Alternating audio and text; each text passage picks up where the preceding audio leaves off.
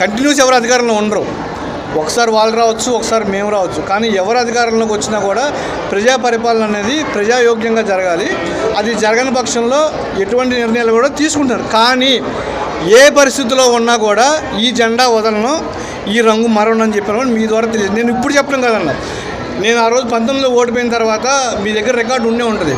Telugu Desam party కోసం ఎరైనా అవుతా సొరైన అవుతా అని చెప్పాను. నేను దానికి కట్టుబడి ఉన్నా. ఇవాళ మేము ఏ పదవి అనుభవించలేదు, పదవి అనుభవించాలనే ఆలోచన కూడా నాకు లేదు. నేను సేవాభావంతో చేస్తున్నాను. పార్టీ నిజంగా నన్ను గౌరవించి నన్ను గుర్తించి పదవి ఇస్తే స్వీకరిస్తా, లేకపోతే మళ్ళీ చెప్తా ఈ కట్టె కాలేంత వరకు కూడా నాకు పుట్టిన నా కొడుకు నా కూతురు మీద ప్రమాణం చేసి చెప్తున్నా, నా భార్య మీదతో సహా ప్రమాణం చేసి చెప్తా, ఈ కట్టె కాలేంత వరకు పోతా జెండా కప్పుని పోతా. కానీ ఇతర నాయకుల్లాగా పార్టీ ఓడిపోతే ఆ పార్టీ దిక్కు ఈ పార్టీ దిక్కుపోయి చూసే రకాన్ని కాదు.